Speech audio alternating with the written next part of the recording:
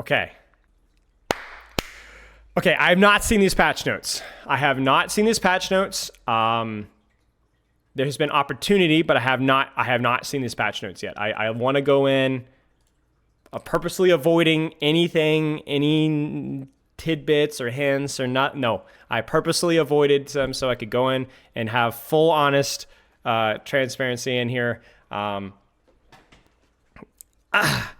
don't really know what to expect here. I think a little bit of frankly, a little bit of concern with the whole. With the whole like, oh, well, they're nerfing the HP of stuff like that of more mobile heroes. That scares me just a little bit. But I guess we'll have to kind of wait and see here. As always, we're gonna be. I love patch days.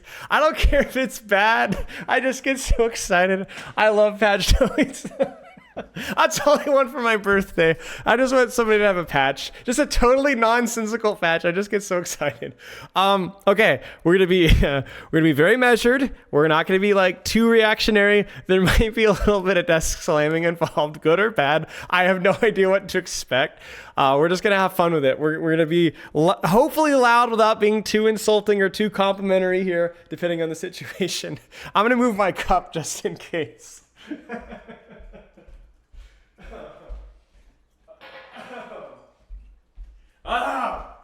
Yeah. Okay.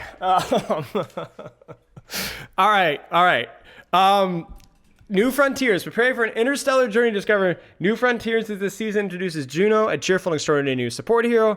Let's see if there's anything new. Nothing really new here. Okay. So there's a couple of things I was hoping that they do with Juno. Let's see what they do. There's nothing really new here that we don't already know or haven't already spoken about at length. Hero Mastery courses for Farah and Zarya. It's gone feral. Avoid list. We know all this already. We've talked about this in previous streams because off of the director's take. It's good. Nice job. Great work. Love to see it. We looked at all this already. So we're going to zoom past. If you guys haven't seen this stuff, remind me and I'll try to link the post of the timestamp to when I go over this stuff in the previous stream. So yeah. Rank reset, we talked about that too. I think the big thing to point out here is I think we're going to see some rank decompression, I think. So in theory, everybody that went from higher ranks got compressed, and now we're going to be alleviating that a little bit because I think they went a little too far, I think. So, our recent patch saw a significant gain in interest for the role tank hero and had a positive lasting effect in Q times to damage support. Few additional tuning changes, part is low, just more mobile heroes and damage support roles. Mobility is very powerful, and we would like for there to be more of a trade-off for the flexibility it brings, especially as we add speed boosting abilities by welcoming Jumi to the game.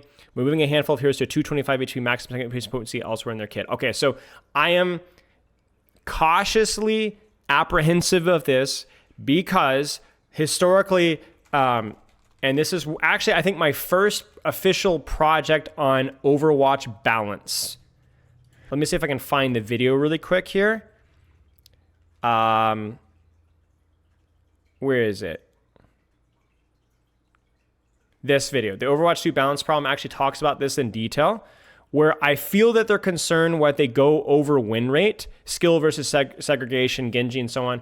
And they go, okay, but why do those characters have such high pick rates? And yes, it's possibly because they have healthy skill curves, yes. And they might be really good. But also the thing too is that people play Genji because he's cool. Every single time I coach, so you guys know, you've seen my Spilo too. How many Tracer VODs do I get? A ridiculous amount of Tracer VODs and Genji VODs and so on, right? Because she's fun. Because he's fun. Mobility is fun. It's not fun for everybody. I think Junkrat's a lot of fun, personally. Situationally very fun. But he's fun. So when you have characters that have higher pick rates in the tank, damage, and support category, you need to go, Ashe, I find not very mobile, but Ashe is fun. Echo's fun. Genji's fun. I mean, it's all, to me, it's all like, not situational. It's subjective, of course, but I would love if they did like a global poll and said, regardless of hero strength, which characters do you find the most fun? I think there would be a serious mobility bias here. Doesn't mean that all heroes need to be mobile, but I'm scared about saying that like things like, oh, mobility is strong, so we need to nerf mobility. Yeah, but are you going to just make it so that people don't want to play like people aren't going to want to play the other characters? You know what I'm saying? Like we need to learn from the mobile characters. Be like, all right, what are some things that we can do well? Or the immobile characters like Ashe and Ana. Be like, okay, why are these guys so popular even if they're not mobile? So I agree that mobility is absolutely an advantage, but the mobile characters also have much healthier skill curves for the game. Genji, Tracer, Lucio. These are some of the most healthy characters to be meta because they don't gatekeep necessarily all the other characters as much. So we'll see. I'm a little concerned.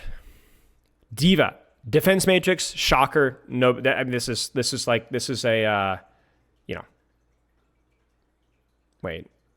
Yeah, this is like a softball toss here. I mean, this is pretty easy, right? I mean, we knew. I assume. I would go so far to say like I knew this was going to happen, even though I didn't know. You know what I'm saying? Like, yeah. I mean, come on. No comment on that. No comment on that. Orisa, impact damage increased. Sure. If you were going to buff anything about Orisa, sure. I still think that she's just a stinker right now. They need to do a lot more work on her. But okay, it's the same thing with Javelin spend cooldown reduction. As long as it's not Fortify, then whatever. No, it doesn't headshot. That was a brief bug, I believe they addressed. Zarya's second fire didn't budge for the projectile stations. It's mostly aimed at the ground. We've been increasing its damage to keep it feeling effective for a primary fire beam. Secondary fire minimum damage increased from 47 to 55. Secondary fire damage, maximum damage. I think this is a fairly decent change for Zarya. It's not something that I would have thought to ask for, but Apollify, you play a lot of Zarya, right? What do you think? I think this seems like pretty reasonable. If you were going to buff Zarya in some way, she either needed mobility or better range, and this is the more range category. And I think it's all right. I think it's all right. The question is, well, no, it's not a 2-shot. It's not a 2-shot. It's a 3 because it's 220. It's not 225 or 250. I think it's okay. It's a skill. It's mostly a skill change. Especially in Overwatch 2, spamming right clicks down a choke, just not that effective. So it's going to take, like, if you were going to buff Zarya, I think this is one of the healthier ways to do so.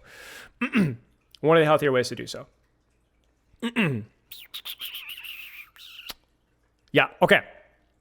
Echo. Yeah, I kind of knew this one was coming. I think that she was performing really well. And again, I'm sad because I do think Echo's a lot of fun, but I'm no pitchforks here just yet. It's okay. She's a high skill character. I would, as long as she remains a good character, I think it might be okay.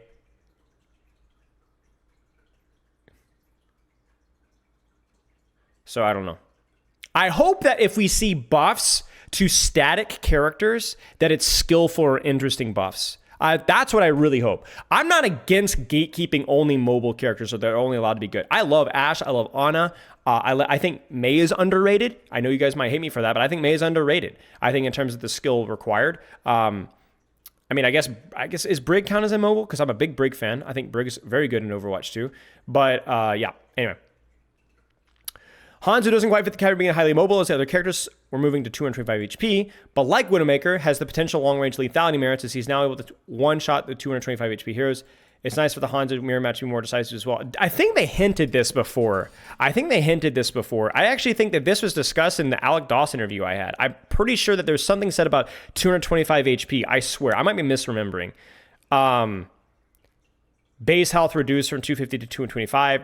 Okay, sure. Yeah, that's fine. He's a little bit less tanky up close, but now he does have the potential to one-shot things. Yeah. I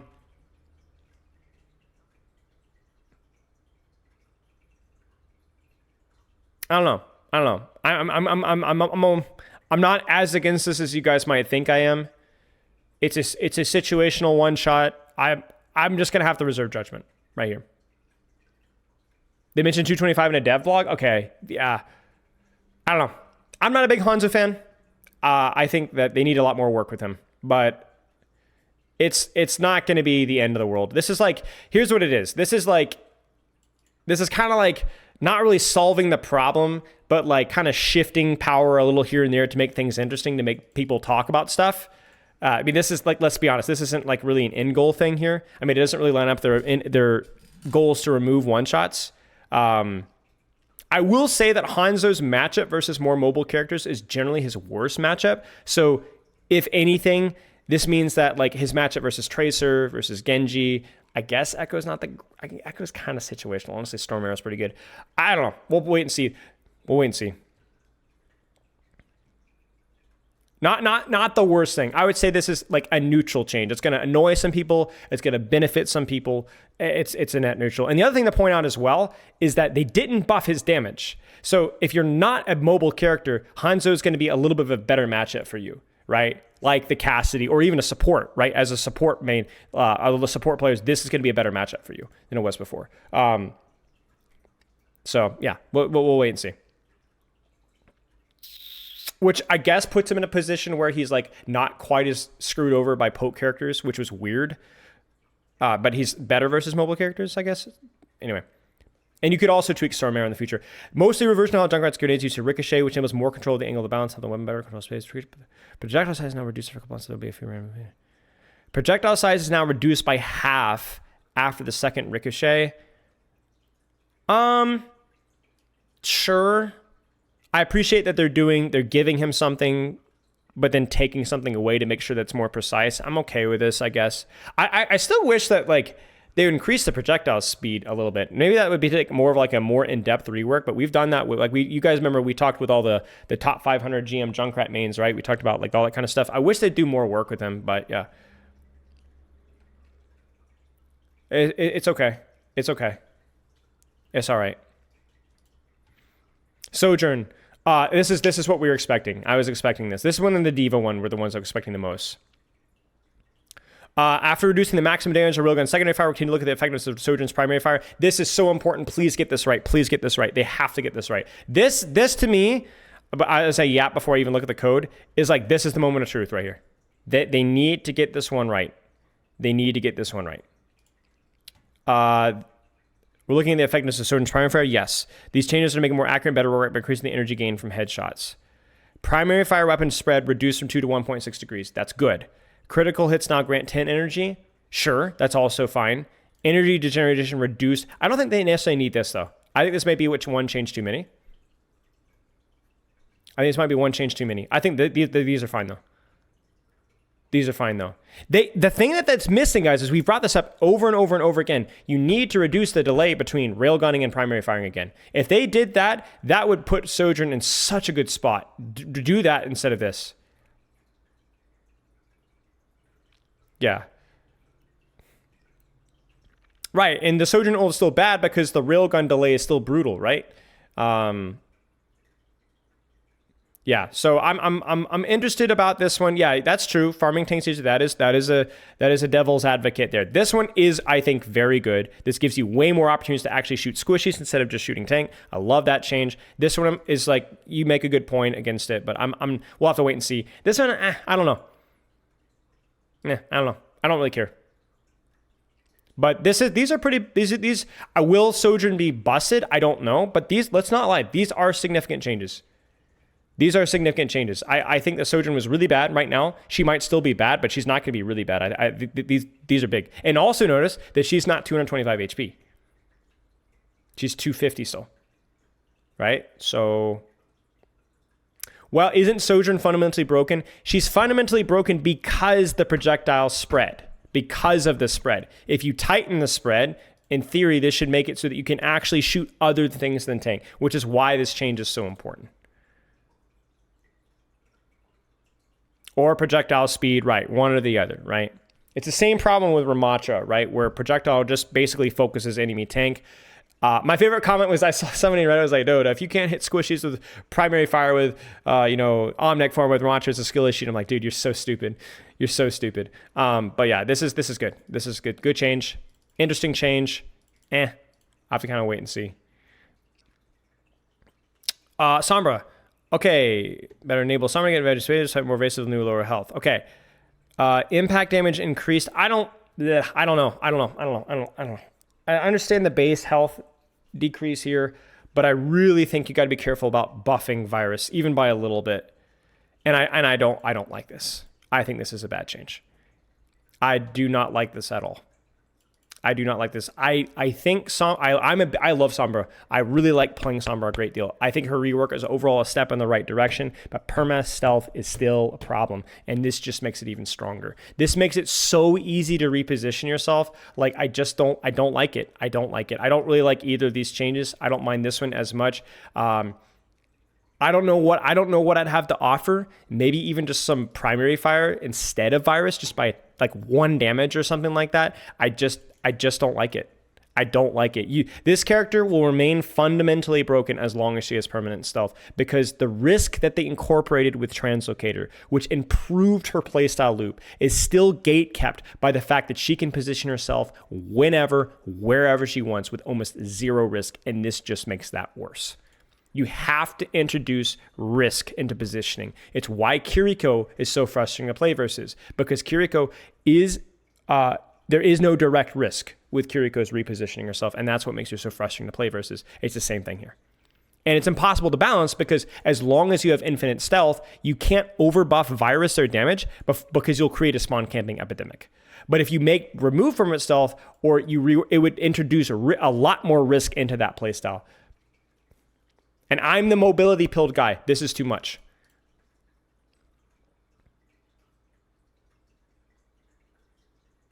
It doesn't work. There is no possible way to balance this character as long as she has permanent stealth. It's not possible. The Translocator was a great change. It makes the character so much more interesting to play. I don't even hate virus necessarily. I think it's an interesting kind of dynamic. There's some nuance there, but infinite stealth will not work. It will not work. You must remove infinite stealth and then shift power in from that into other parts of her kit to make her a flanker if she wants to. Like, think about it, as a Tracer or Genji, there's risk and difficulty in terms of setting up for backline if you want to. So a lot of times you'll take soft off angles or harder off angles, but there's risk involved. It needs to be the same thing with Sombra. It needs to be the same thing with Sombra. It's a miss. It's a miss for me. Torbjorn. The shift in armor health for Torbjorn is to increase survivability against the heroes which are most affected by armor's damage reduction, such as Tracer. Sure. I know Torb was I'm not a huge Torb fan, but I'm kind of struggling. I don't know. Again, I just wish that they would, like, whenever they buff a character that's struggling, I wish they would buff it like in a more interesting way. You know, I don't know what I really want with Torb, frankly, guys. I'm throwing stones here, but like, sit down for like 3 or 4 hours. Guys, Torb is struggling right now. What could we do? You know, I don't care if the problem is that always bad versus Tracer. I don't give a frick. Leave it, you know? There has to be another solution, man, right? You got to think of something, right? A rework, not even a rework, just a minor adjustment. Like, you see, you look at this, right? This improves Sojourn's playstyle dynamic, right? This is a long-term investment, right? Is it going to put Sojourn into a strong position immediately? Maybe, maybe not. But it's thinking long-term. Heck, even this is like not exactly a long-term, but it's like, it's okay, right? There has to be, I think, more thoughtful ways of doing it than just like, oh, he need more survivability, you know? Right, like one change, right? I don't know if that would be like, you know, I don't know, bro. My thought, it's Torbjorn. What can you do with Torbjorn?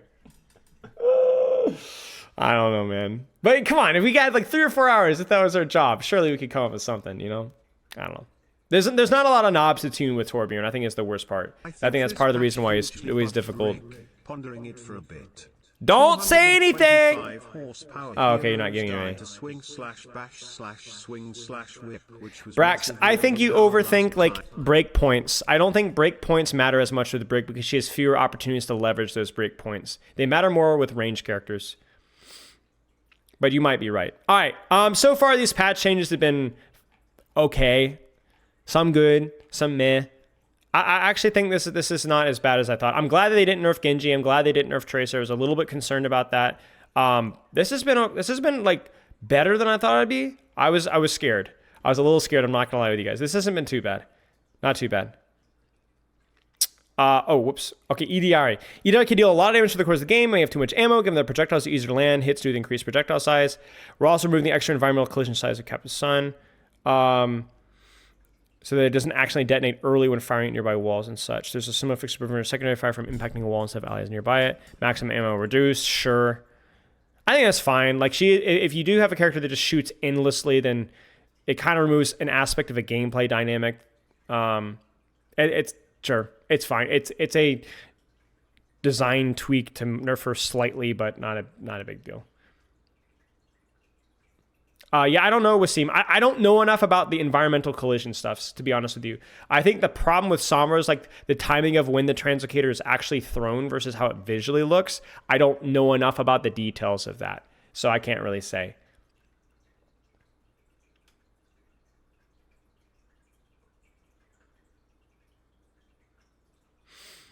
Yeah, I'm not sure, Captain Rabbit. I don't think. Okay, I don't know how many characters are actually going to 225. No leaks. So you've only had 2 or 3. I guess it matters. I guess yeah. I don't know. And it's definitely significant. I mean, not as significant. I don't know. The highly mobiles, but she can't 3-shot Genji or stuff. I don't know. Okay, Juno. Community feedback of Juno's was split between over and underpowered. Interesting.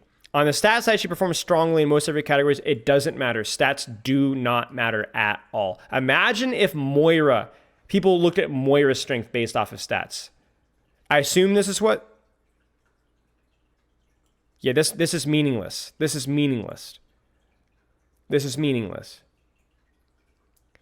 These changes are improving her utility while pulling back lightly and healing output. I mean, maybe they're comparing healing as in terms of like, okay, I guess it's fine, but that might also be the playstyle preference of the person playing them. Like, your playstyle dictates the stats that you generate.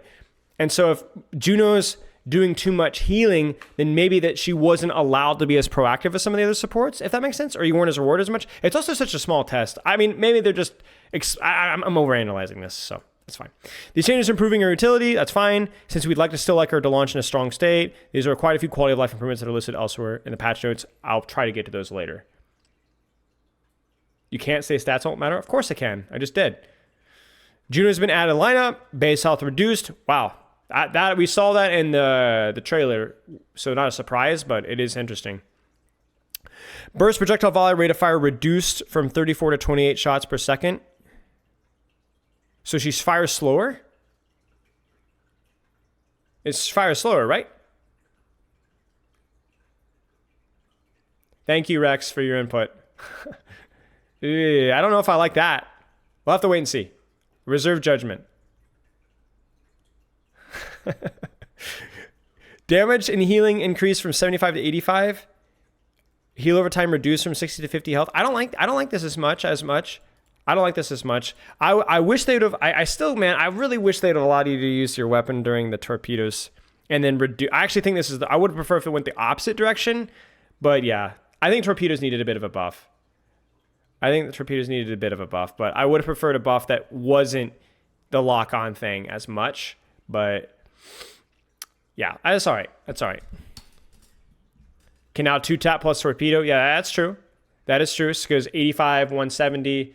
How much was a clip, y'all? How much was a clip? Was it 80? Yeah, so it would be 2-tap.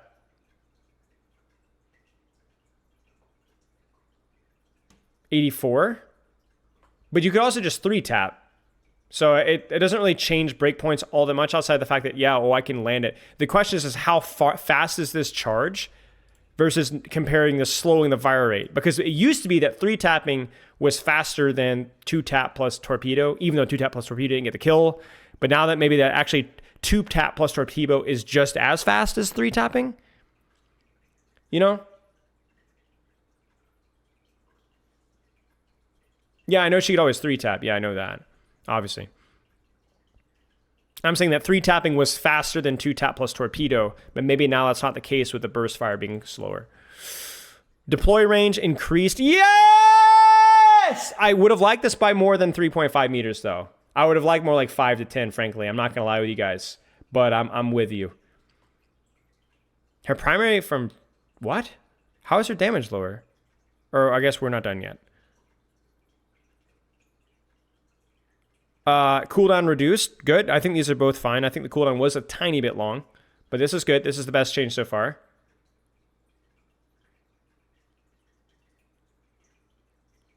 Oh, I thought it was the fire rate. What, bro? I'm so confused. her DPS is lower, but her burst is still the same damage. Okay. Beam travel speed increased. That's fine. I think that better matches her, like what she's doing with the character. I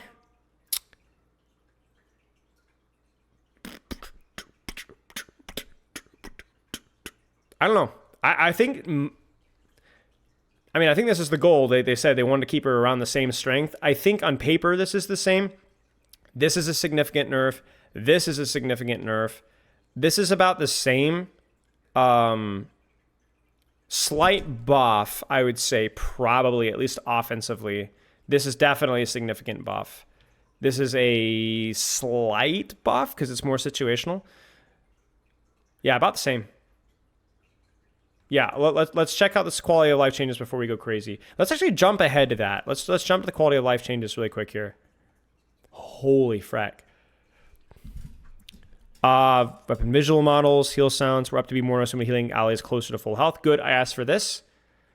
The cooldown when the ability is canceled after no successful lock has been reduced from 5 seconds to 2 seconds. Very good. This is something that we wanted as well. Okay, good. Good. Good. Okay. Good. Okay. Yes, this is what we asked for, guys. We asked for this. Nice. This is sick. So many of these things I got checked off. Because this was one of my main feedbacks. It's like when the enemy ult is popped, my teammates weren't like respecting it because it didn't sound scary. She sounded so nice, and everyone's like, "Oh, it's just fine." Like, you're dying to the Space Lord. Get out, right? So yeah, that's good. That's good. Good stuff. All really, really good here. All these are great. That's awesome. This stuff is important for sure. Passing the spawn, temporary speed boost. We talked about this already. You guys know what it is. You guys know what it is. You see it? It's the Coliseo positions. And I think maybe the new Queen Street delay, but certainly the Coliseo one. Huge change. Nice. Nice. Nice, guys. Nice, guys. The new game mode is actually unplayable. I haven't played it yet. I only played it like once or twice when it was on the thing. Okay. Kiriko, despite the perception of powerful 225, sure. To help counterbalance the loss of health or smoothing out her damage dealing consistency by increasing the Kuna's weapon's base damage, removing the enhanced character Pokemon. Yes! Yeah, okay, I'm not gonna lie with you guys. I like this change a lot. I like this change. I like this change. I really do. I really do.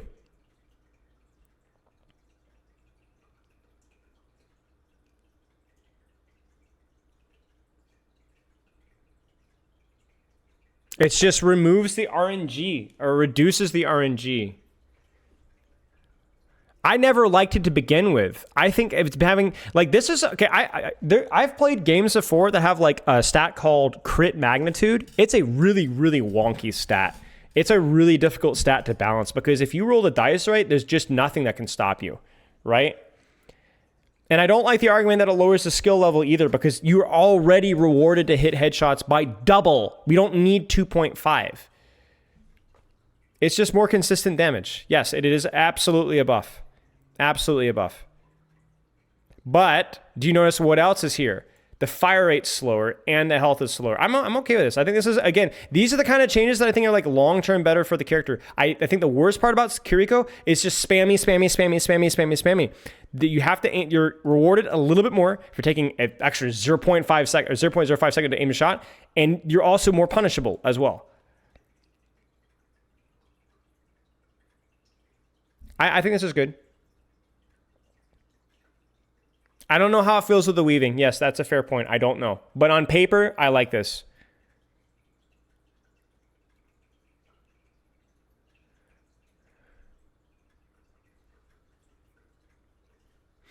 There's much more consistency here. And there's also as well, it also opens up her targets. Like this is a big thing for shooting tanks now. You can actually like do reasonable pressure to tanks. Whereas before it was like, if you weren't headshotting the tank, you were doing literally zero, like not literally, but very little damage. I think it's okay. If they need to tweak the damage down, they can, They could tweak it down to like 55 or there's a million things they could do with it. But like, this is like, if this makes Kiriko stronger, well, right, suckville. But at least this is a long-term healthy approach for the character. We just need to make tweaks from there. And also notice as well that she can 2-tap 225 HP characters. That's going to be the testing ground, right? That's really only going to matter for... Who are the 225 HP targets? Echo? Who else? Hanzo? It's going to matter for Hanzo for sure. Sombra? Not as much. Maybe a little bit. But yeah, I'm okay with this. Yeah. Yeah. Yeah, definitely big stuff. Okay. Yeah, Juno, true. Yeah. Okay, Life Weaver. The pedal platform was too easy to waste if the player accidentally ran over without intending to make that risk to the ground if no one is standing on it. Oh, wow. Oh, wow. I didn't even think about asking for that. That makes a lot of sense.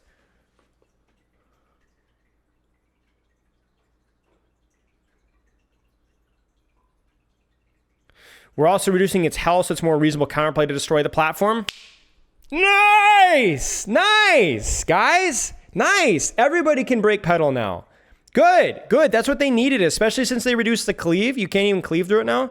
Good. Healing Blossom will not passively charge at a slower rate to enable players to swap between weapons without the fear of falling too far behind when talking about healing. Okay. Now, again, I don't like Life Weaver, but this makes him a more interesting character to play, for sure. The question is always, is it going to make the character too strong while the character's health is improving? That's the concern. We're always a little bit concerned about that, right? It's like saying, they improved the spam flavor, so we're going to have it every single day this week. No, not yet. We got a long way to go before spams taste good. You know what I'm saying? I'm honestly never had spam, but I'm never going to. But yeah, healing progress no longer can now passively at a reduced rate. This is something, by the way, we asked for a long time ago. Not at the reduced rate. That's smart. No longer reduces movement speed when holding at full charge. Also really nice. Duration only counts down while the platform is raised. I would like the duration to count down regardless, maybe. Because that way, there might be some interactions here where you can jump off the pedal and jump back on and jump off the pedal and jump back on and then throw another pedal. That might be a little... They'll have to keep a careful eye on that one. No one is standing on it for 2 seconds. Oh, no. In the high. Never mind. I thought it was on the floor. The duration increased. I don't know if the duration needs to increase, though. I know it's going to be moving up and down more, but this might make him a little bit harder to dive, which I'm not so sure about. The health reduction is significant, though, so that's good. Healing reduced. Nice. Okay. I mean, I'm fine with that one, too. Yeah.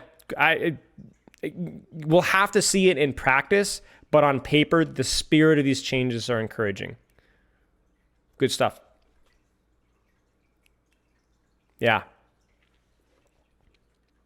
You gotta go credit where credit is due, you know?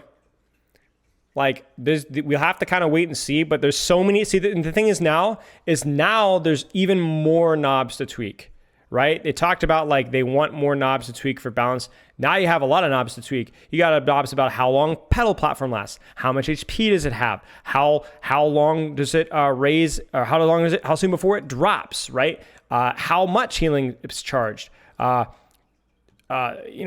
like an additional 1.5 knobs here, so we'll see. Let's take a look at the white women.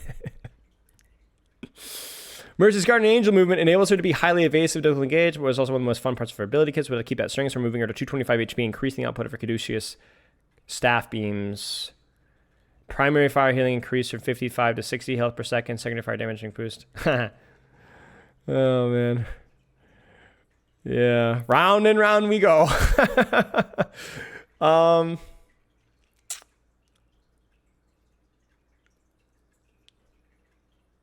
I don't know. Chat, what do you Listen, guys, what do you encourage when you make something squishier, but make something more powerful when you stand still? Make something squishier, but make it more powerful without actually having to do anything. Right. So moving is fun, but also moving is a lot riskier now. And yeah, you're more effective by just kind of standing there. No. Now, is Mercy going to be broken? I don't know. Who knows? I don't think so. I know it doesn't, the Sojourn thing, the lack of Sojourn thing. I mean, maybe like an Ashe meta, maybe. Her remaining at 250 and some of her counters being a little bit weaker, maybe. But no, it's not even about whether Mercy's stronger or weaker. I don't care. Like, here's a hot take: there's nothing about Mercy movement or healing that tells me that Mercy shouldn't be allowed to be meta occasionally. It's more the fact that she doesn't have to move, that is, or in the Resurrect, that I think is why she shouldn't be meta. But like, let's say in like the utopia of the future where the right click provides a movement speed boost, a cooldown reduction. Like we've done this a million times in the Mercy rework projects, right? And where Resurrect is, like Mercy might be an interesting character to play. Like the movement aspect is pretty challenging and interesting. So it's not so much about like whether Mercy should be allowed to be meta. In theory, it's just with the damage boost and with the inactivity, the answer is no. And this is what's bad.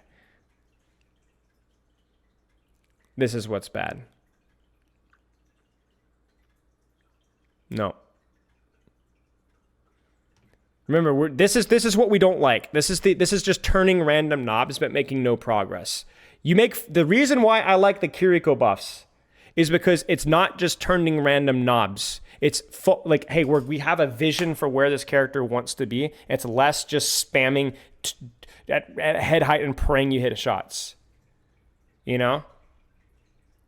This character's identity has changed to 0. I think even it may be for the worse. Fine if it gets some tweaks. Mercy just needs a reason to interact with the enemy team. I mean, you need a reason to move. Apathy, think of the sub. What were your thoughts on the Sojourn? Yeah, fine. I really like the spread change. The rest we'll have to kind of wait and see. As the great philosophers of time past have said, poopy cheeks.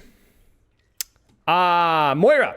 Moira can be difficult to take down because of low cooldown or fade ability and self-healing, 225 HP. Wow. I don't know. Sure, I guess. I don't know. I think the HP change is the more important one. So I guess I don't know. Like, sure. I don't really know.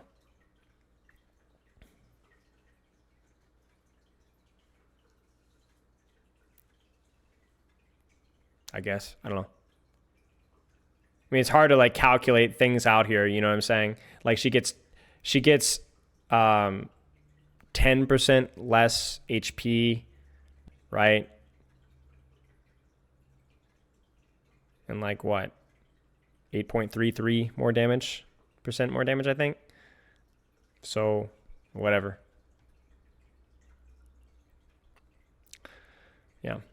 Yeah, I think people underestimate the HP changes too. So, okay, Lucio is one of the most mobile heroes, and it makes his allies faster, moving 225 HP category. I don't know. I have similar reservations about Lucio because I think Lucio has to undertake a lot of risk to do things. I think he might actually need the HP. Maybe. I'm not sure. I'll reserve judgment. This one's tough for me. Base health reduced, primary fire, and whoa, that's a big boost. That's a big boost to damage. Wow.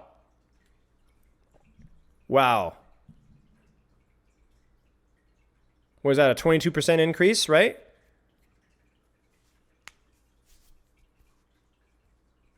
Yeah, that's big stuff. I don't know. I'm kind of on the fence with this one too, because I think having HP with Lucio is more warranted, just because he did need the HP to take it. But wow, that's a big deal. Like I said, I'll be reserving judgment on this one. So.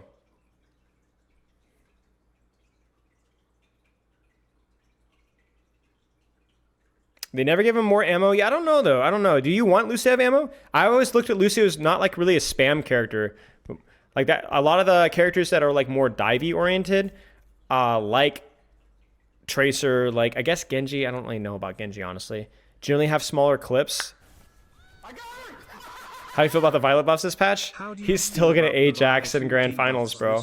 He's still going to Ajax in semifinals. He's still going to get the money. But, yeah.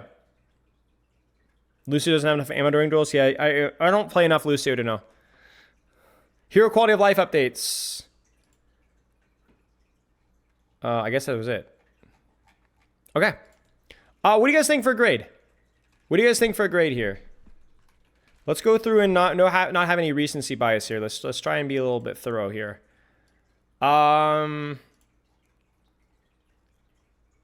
Let's just do like a really quick gut check.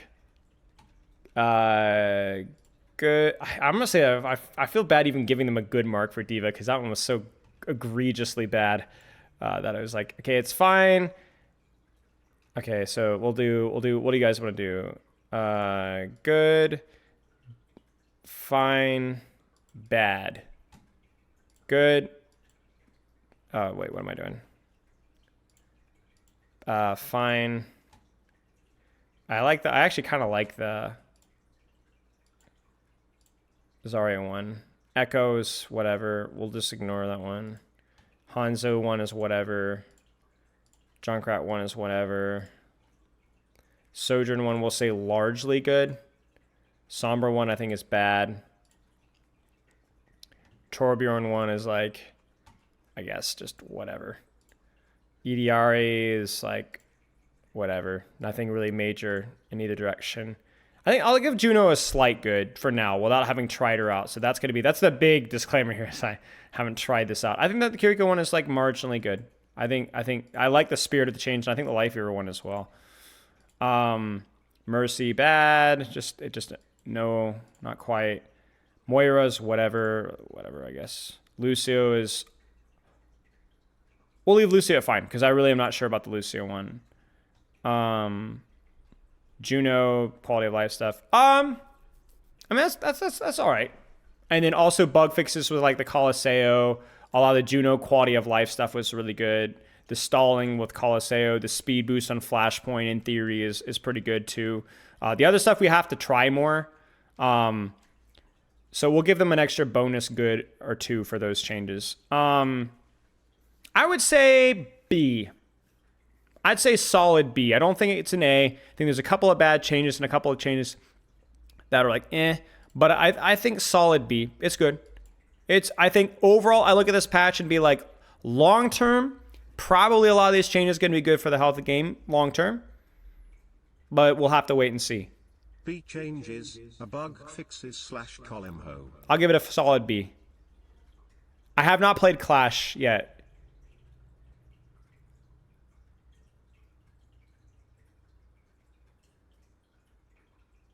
Tracer, Sombra, Dive, returning. I don't know. Sombra buffs were pretty significant, I will say. Well, maybe. The HP is pretty significant too. I don't know. We'll see. We'll see. So, okay. I guess that's my final take. I guess more than anything else, though, we just have to wait and see. You know, like nobody's smart enough to like predict these things at all. These are just like general initial impressions.